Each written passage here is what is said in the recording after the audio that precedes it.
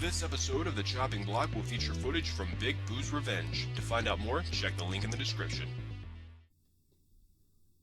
Alright, what is up everyone? This is Axe, and welcome to The Chopping Block. This is a vlog-style series that I do on my channel, AxeMan Gaming, and this episode is going to be a little bit different than previous ones.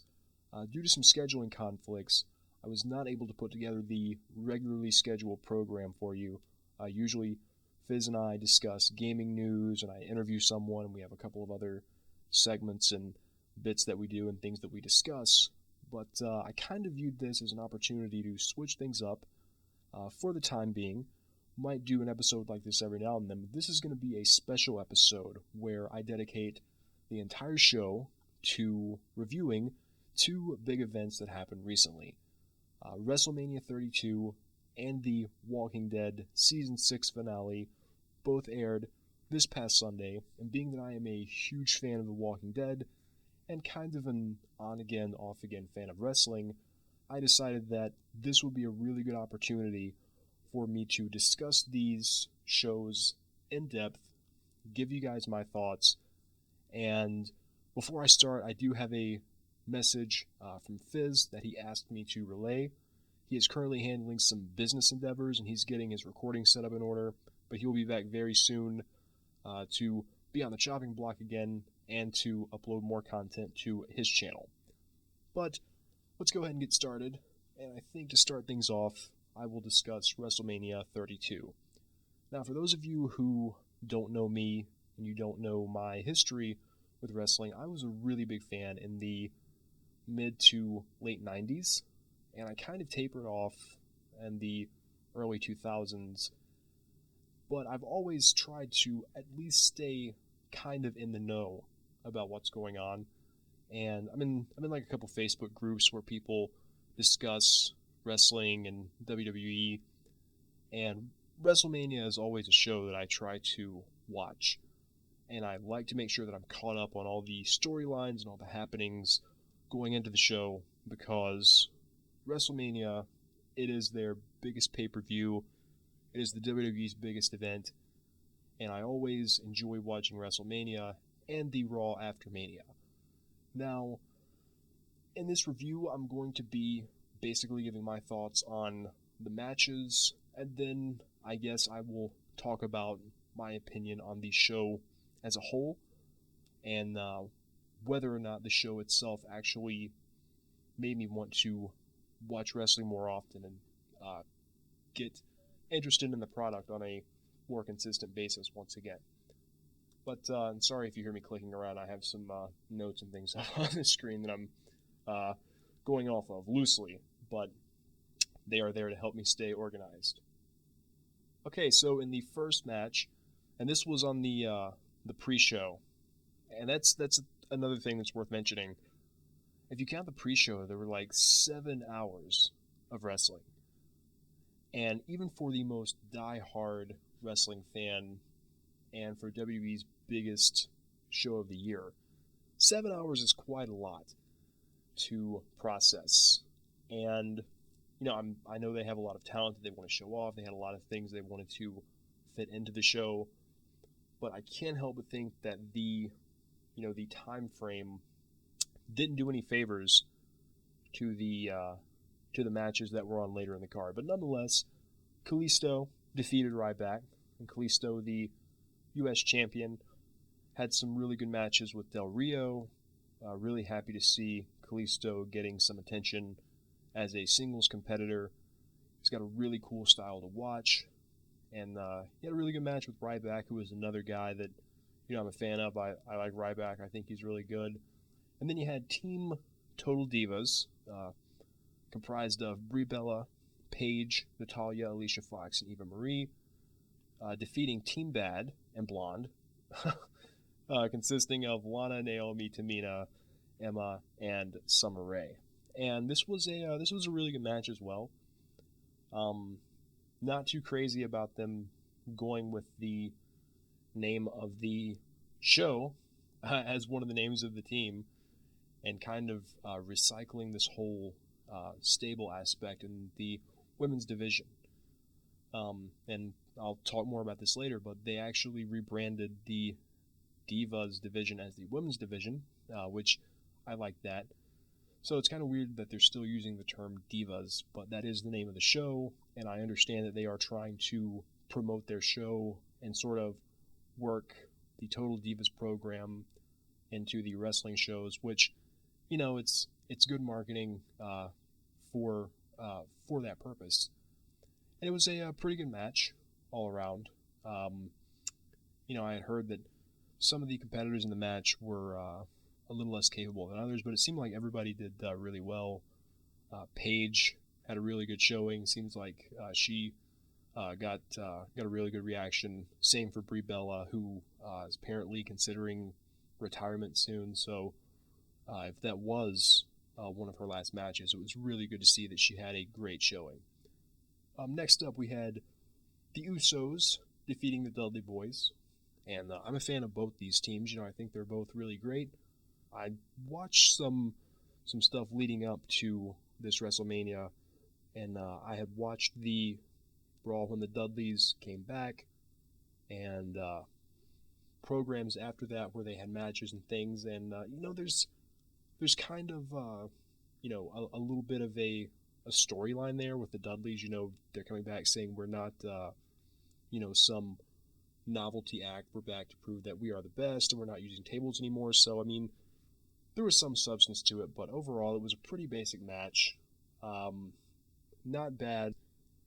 And then you had a ladder match for the Intercontinental Championship with Zack Ryder defeating Kevin Owens, Dolph Ziggler, Sami Zayn, Sin Cara, Stardust, and The Miz. Now, first of all, I was not really crazy about the idea of them just slamming a bunch of competitors into one match and cramming them all in there for the Intercontinental title with not a lot of build up, to be honest. I mean, they had a segment on Raw where it was shown how this match formed, but it's, you know, it's still kind of a head scratcher.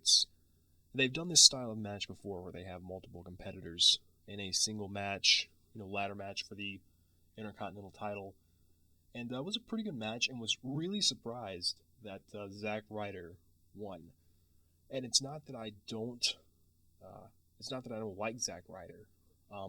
At one time, I was a big fan of Zack Ryder, but you know, the way he has been portrayed, I guess, in the shows, you know, he's lost so many matches, and for him to just come out of nowhere and win the IC title, even though I think he did have a win over Jericho the week before, but it was just kind of random.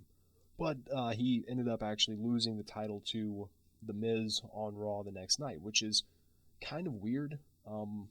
Would be okay, I guess, if they made some sort of program out of this and we got to see these guys have, you know, some sort of story together where they had a series of matches and, you know, that sort of thing. That would make it a little less odd, but it was kind of a strange moment during the night, and I think a lot of people were really happy about it, so it was that much more shocking, I guess, even though some people probably expected it, that he lost the belt to The Miz the next night.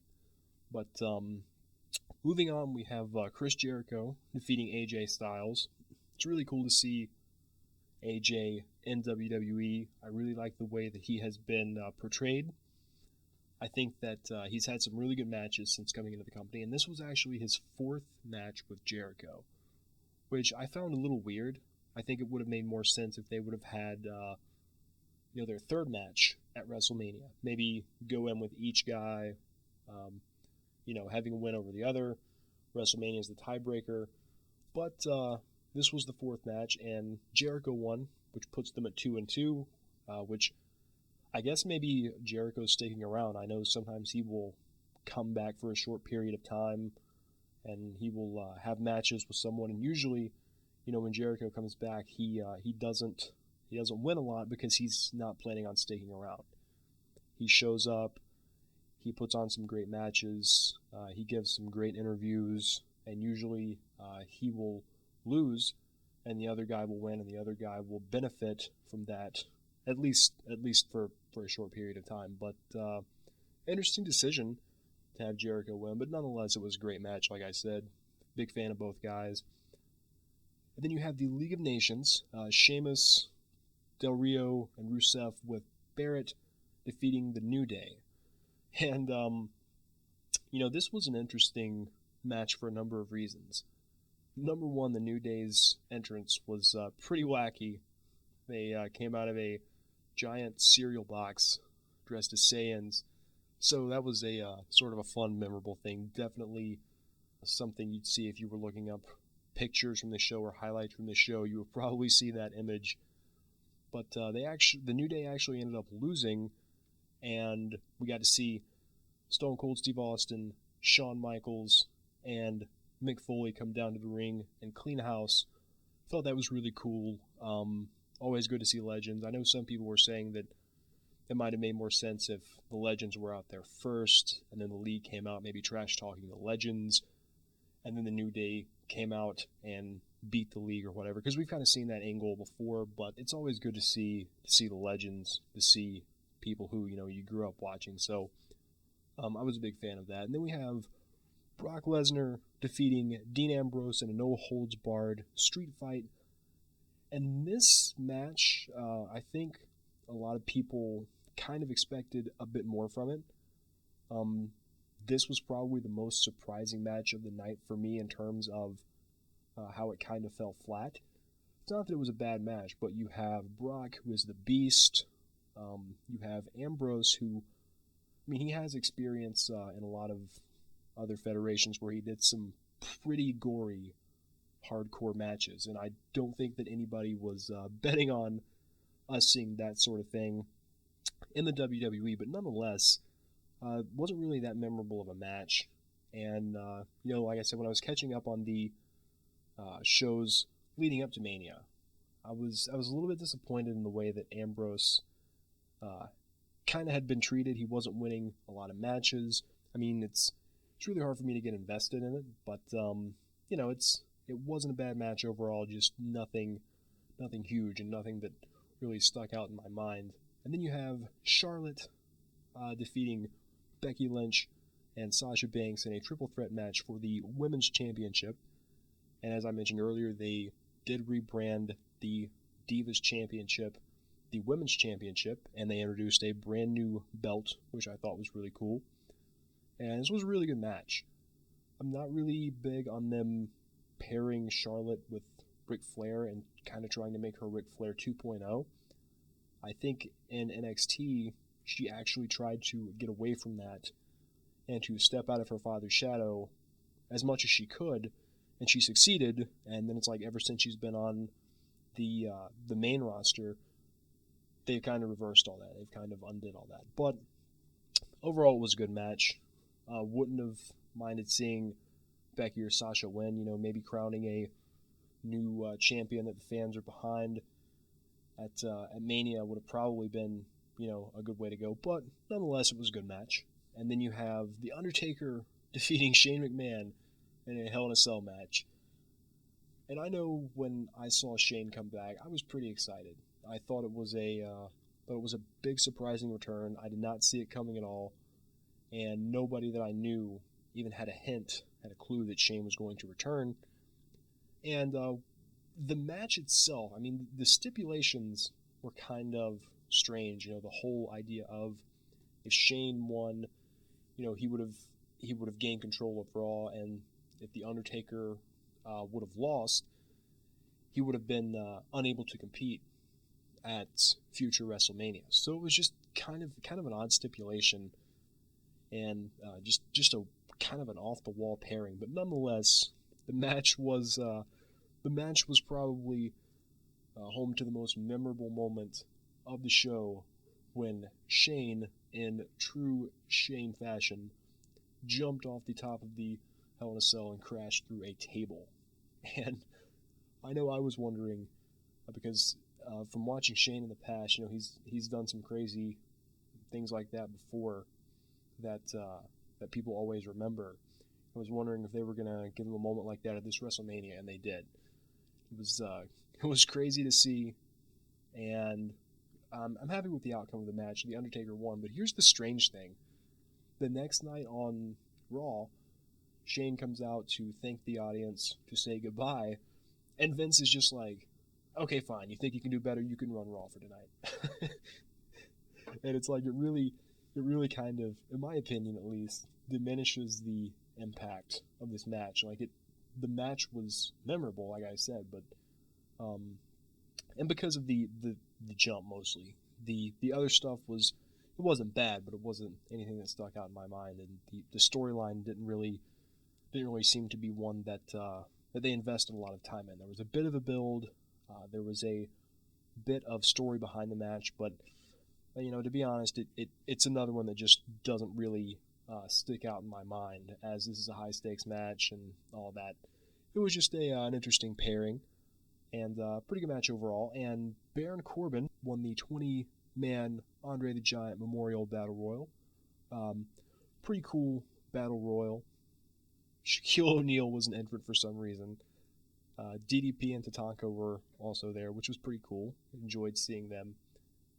And yeah, pretty happy with the outcome overall. I like the Battle Royal. I'm glad they have been doing that at WrestleMania for the past few years. And The Rock shows up. It's always good to see The Rock. He defeated Eric Rowan in 6 seconds. It's pretty crazy. John Cena returned, and yeah, I think everybody was wondering if Cena was going to be able to make WrestleMania after his injury, and he did a bit in the ring, but it's obvious he's probably not in the condition to wrestle a full-time schedule like he had been. But it was cool seeing the Wyatts out there, seeing them having some interaction with The Rock. I thought that was pretty awesome. Didn't expect it, and I like things like that they throw in that catch you off guard. It's always good. And the main event, Roman Reigns defeats Triple H to win the WWE World Heavyweight Championship. And I don't even really think I need to talk about this match much, because the crowd was very vocal about what they thought about the match. They've been vocal about how they feel about this angle in the past, but WWE has continued to go with it. So in a sense, WWE has been vocal in return that the crowd's reaction is not really going to have an effect. And that is a great way for me to give my opinion on the show as a whole, which was, it's not a bad show. You had some decent matches, some surprising things there, but it's shows like this that really encompass the reason why I don't find myself being a dedicated wrestling fan anymore. And for the people who were like me, who grew up watching wrestling in the mid to late 90s and the early 2000s, we got to enjoy some of the best wrestling television programs in history. Some of the most memorable storylines, the larger-than-life characters that people still talk about to this day. We got to enjoy that. And I think the real reason that the shows were so good back then was because the WWE had competition. The WWE had to put on a good show. They had to win the ratings war in order to prove they were superior to their competitor. But ever since WWE has really became the only game in town, save for a few smaller promotions here and there, they've really kind of shifted gears from the type of company they are. They don't really have to worry about putting on a consistent wrestling show every week. And I'm not just talking about good in-ring work, because to me that's only part of it. The things I remember most about the wrestling shows from the past, where it's like, they did some interesting things in the ring, but it wasn't all just in-ring work. It was good storylines with continuity and characters that had some depth and things that were memorable and made sense. And I'm just really not seeing a lot of that today still. Even with this WrestleMania and the shows that have been leading up to it, I don't think that things are going to change. I don't think we're going to see really good, consistent wrestling shows on TV anymore. And the reason for that is WWE is not really that type of company anymore. If you do your research, you will find that the WWE is, they do a lot of different things. They are partners with a lot of organizations. They are a publicly traded company, so they have investors that they work with. And they need to keep up a certain image, and they need to create certain figureheads to use for these purposes, to make these public appearances, to look good in the eyes of these investors, and so they can make the movies and the cartoons and do the appearances and all the other stuff they want to do. And it's a smart move on their part, because obviously, they sold, I think it was like close to 100,000 tickets for WrestleMania 32, and it's a great way to make money, to be this type of entertainment company that does so many different things. But unfortunately, they don't really have to focus on making a really, really good TV show anymore, because that's not where they make the bulk of their money. As long as they put something out there and they get some people who will watch it on a consistent basis, they can still maintain a presence on a major network, and they can still get attention from their sponsors and their partner companies. They can still branch out and do all these other things with media and cartoons and movies and all this other stuff. So they're doing great at that. Very, very happy that for those people that enjoy that. But as for me, tuning back into this WrestleMania, I was really hoping to be thoroughly impressed, but I was not. Like I said, not a bad show, but just not great, and nothing that's really going to make me say, man, I really have to tune in to watch Raw and SmackDown every week, because, again, I don't see the continuity, I don't see the builds and the payoffs, and I don't see these types of elements that will create a good TV show. But it was WrestleMania. Glad I got to see it and catch up on all that had been going on in the world of WWE.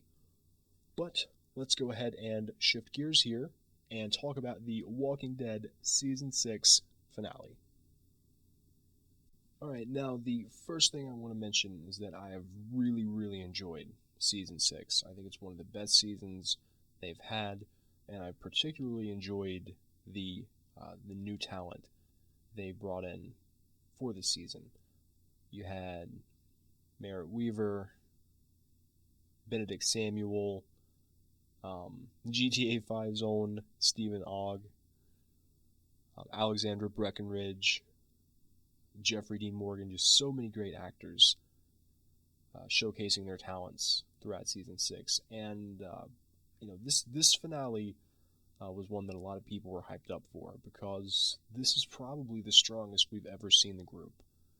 Because they took out a ruthless scavenger gang. Well, I guess you could say, leading up to this, they thought they took out two, because we saw them kill a ton of saviors, and before that, they defeated the wolves. They found a sustainable living area, became leaders in that area, and managed to protect it not only from the scavenger group, the wolves, but from a huge herd of walkers, and they found another community to trade with. So this is probably the strongest we've ever seen Rick's group. And the finale opens up. We have Maggie, who is having some serious pains, and she's pregnant. And there is a doctor at Hilltop that Rick and crew need to get to. That is our first story that is developing. Our second story is we have Carol, who is out on the road, and she is leaving Alexandria. She does not want to be around people anymore because she does not want to kill. She is wounded, and she is being pursued by a savior who saw a lot of his friends get gunned down on the road by Carol. And I just want to say, man, I really, really enjoy. I've enjoyed what they've done with Carol's character this season, because maybe I'm in the minority here, but I thought originally her character was getting a little bit too gimmicky. It was like, okay, she's the soft-spoken, quiet grandmother type character who can bake you cookies, but also at the same time, she can kick ass and kill when she needs to, and it's like, that's great. But I thought they were kind of milking that, and it was almost becoming a bit of a parody of itself. And seeing that her character really, really felt greatly affected after she killed people, I think it gave her character a new layer of depth.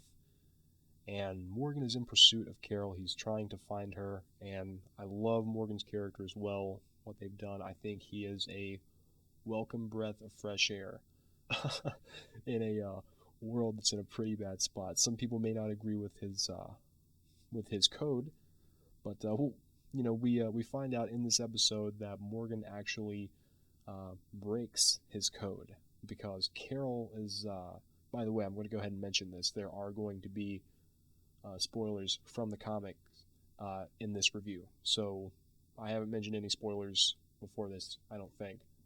If I did, I will edit it out in post-production, but will be comic book spoilers and talking about possible things for season 7. But anyway, Morgan finds Carol, and this member of the Saviors has found her. He has shot her 2 times.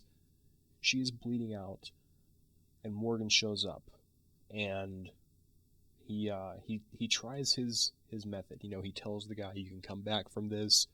It doesn't have to be this way. And then he sees that the method's not going to work. The guy is going to kill Carol. So he shoots the guy dead, kills him in order to save Carol, which I thought was great, because we have seen Morgan's way of thought kind of impacting Carol, and now we are seeing Carol's way of thought kind of impacting Morgan. So I think it's really interesting they're bringing these 2 characters together. And the guy in body armor who was looking for his horse in the last episode, he actually shows up. And if you remember, Rick had actually tried to shoot this guy, and it bothers me that people don't seem to have a problem with that, because I understand when Rick and Morgan were out on that trip, they were looking for Carol. And Carol is a character that we love. She is a character that we have become emotionally invested in. The key to being empathetic, to being a person that is able to cohabitate with others peacefully, is that if you do something, you accept that other people have the right to do it too. You can dish it out and take it. You treat others as you want to be treated. It's reciprocity.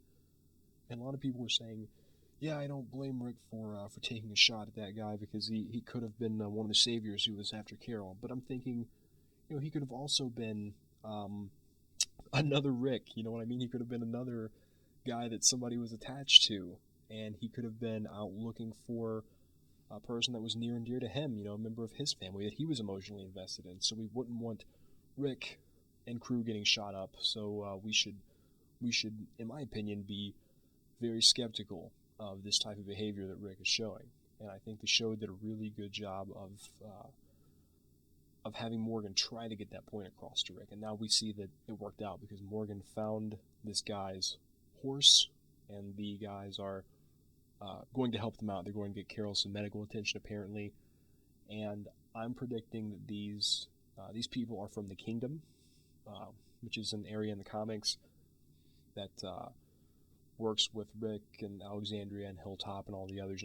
It's a good place. It's another group of good guys, and which is all the more unsettling that Rick tried to gun one of them down.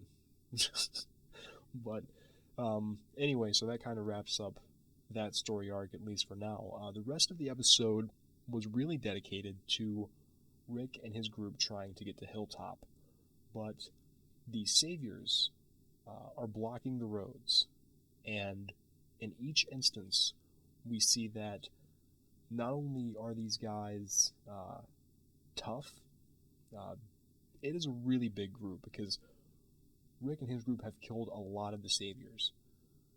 Quite a few groups of these people. There was the group at the start that got blew up with the rocket launcher. There was the ones that Carol killed on the road. There was, of course, the numerous Saviors that got killed the night they raided the compound. Pretty sure that a few of the ones that Dwight was with got killed after Denise died, but this group is a huge group, and they mean business. In the first instance, they are standing in front of a body of a guy who's alive, and they killed that guy's group, and they've beaten this guy up, and later they lynch him. And then in another instance, we see them kind of shooting an assault rifle into the air, and then at one point we see they've managed to block an entire road and then set it on fire, and that's when you see the guy hanging from the bridge, and they had spray painted an X on him. So it's like, these are some nasty people, and there are a lot of them. So this confidence and this power that Rick and his group have built up, they're now beginning to feel a little uneasy about what they've done. They went on pretty much an assassination mission for Hilltop, and now they're kind of seeming to be regretting it, because they're getting cut off by this group at every point. And there comes a point where it's nightfall, and Eugene has this idea. He says, I'm going to drive the RV around. Maybe they'll stop me and you guys can sneak through the woods. So now Rick and his group are on foot, carrying Maggie through the woods, and as they're going through, you hear this super creepy whistling. Just the Saviors are a very well-coordinated group, and they are in this forest. They know where Rick and his group are, and they are kind of pushing them in a certain direction where they want them to go. Oh yeah, I forgot to mention, at one point they had a chain of walkers across the road, and they had put like a piece of Michonne's hair and Daryl's vest on two of the walkers, and I think that was the turning point where Rick really knew, okay, these guys aren't just trying to stick out their chest, they really, really mean business. But the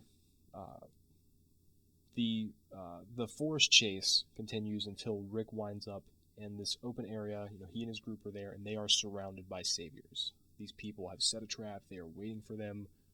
Rick and his group are woefully outnumbered, and these are a bunch of big, mean guys with weapons and bad intentions. So we find out that this was the Saviors' plan. The character that Stephen Ogg plays, who I think it might be Wade, I'm not sure, but there was a Savior named Wade that was referenced earlier in the series. I don't know if it's the same one, but anyway, he's one of Negan's high-ranking officers, and he basically tells Rick, welcome to where you're going. So it's confirmed they planned this out, and they had the entire group kneel down, and then Negan shows up.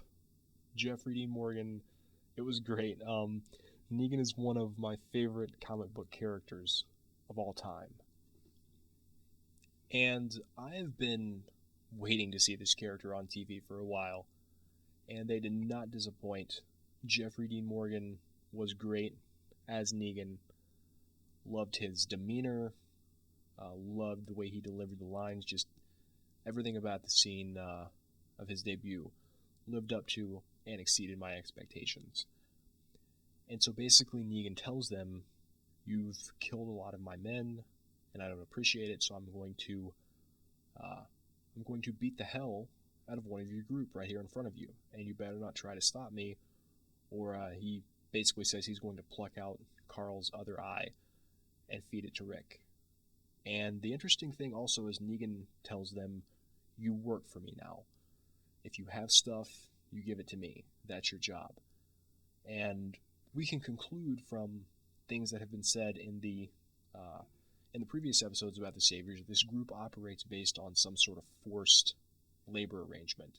They have these rules and these codes that they go by, and if people violate those codes, Negan makes an example out of them.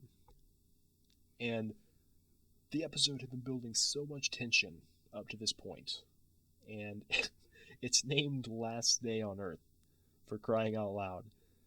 And it wouldn't be a real review if I didn't talk about the elephant in the room, the ending. Because Rick, Glenn, Daryl, Michonne, Maggie, Rosita, Aaron, Sasha, Abraham, Carl, and Eugene are all down on their knees, and Negan is playing a game of eeny, meeny, miny, mo to decide which one of them he is going to kill with Lucille. And the episode ends with a POV shot from the victim's perspective. And we see Negan hit this person, and we see them fall down, and people start screaming, and they get up, and you can see blood dripping down their face, and Negan says they're taking it like a champ, and hits them again, but we don't actually find out who was the person that Negan killed. And that has got a lot of people very frustrated, and I'm going to admit that it frustrates me as well. I mean, I know that Robert Kirkman and Scott Gimple have said the point of this episode was to show that Rick is outnumbered. He's outgunned. And to show that he was really overconfident with the decision he made to go after the Saviors. And the confidence that Rick had been building up for so long was destroyed by Negan. And that day, when they were getting chased around on the road and they were getting blocked, and now they're caught in one of their group is being killed right in front of them. But I think that it would have been good to show who got killed in the finale, and this is for a number of reasons. Number one, I think that would have really drove the lesson home that Rick did cross the wrong guy, that Rick did make a mistake, and that Negan is a vicious and ruthless person who will make an example out of people that violate his rules. And I mean, I understand the whole idea of Rick messed up, Rick was wrong, Rick was overconfident, but I think that showing the person who was killed, letting us know the identity of the person, I think it would have been the smart move. And another reason for that is in the episode where Glenn fell off the dumpster and we didn't know about his fate, people were speculating and people were digging for spoilers, and pictures surfaced of Glenn on set in the second half of the season with Jesus, who hadn't even debuted yet at the time. So we pretty much knew with almost certainty that Glenn was going to survive.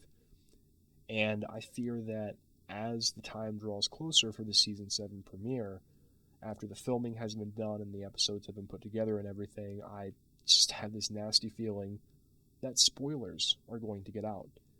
And instead of seeing this scene, which was probably the most iconic scene in the source material, instead of seeing it being played out by the amazing actors and the effects crew and the showrunners, we're going to have it spoiled for us.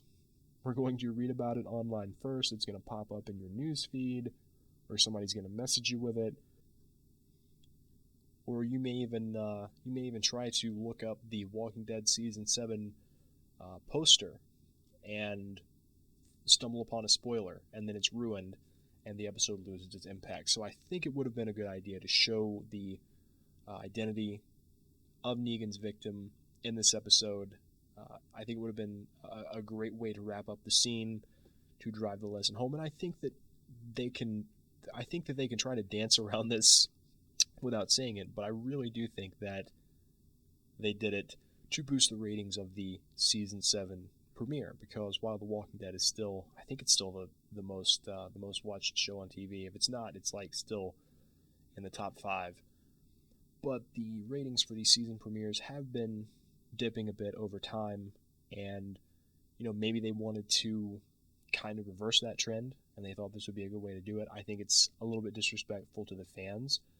I think it is kind of manipulative in a way, but it's definitely not something that's going to cause me to stop being a fan of the show. I still think that the finale was amazing. The finish was not great in my opinion, but I'm definitely going to be tuning in for Season 7. Can't wait to see more from Negan and the Saviors. Can't wait to see the Kingdom, and I think it's just going to be great. And man, people are already speculating about who Negan killed. They are putting up pictures and videos and analyzing audio and angles and all this other stuff, and I'm like, man, these people are really into the show, and I can't blame them. We are invested in these characters, which is why I wish we really would have gotten the ending that I think we deserved. But it is TV. They do have to worry about ratings, and The Walking Dead has wowed me plenty of times before. When I have been disappointed by the decisions, they always come back and impress me. So I will give them the benefit of the doubt. And Walking Dead Season 6 finale was pretty great in my opinion. But that's going to wrap up this episode of The Chopping Block, guys. I hope you have enjoyed this impromptu specialized version of The Chopping Block. For the next episode, I plan on going back to the original format, but if people like this, we may try to do specials every so often and switch things up, because change is always good.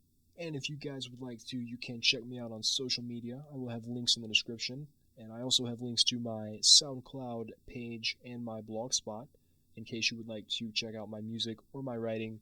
Thank you guys, and I will see you next time on The Chopping Block.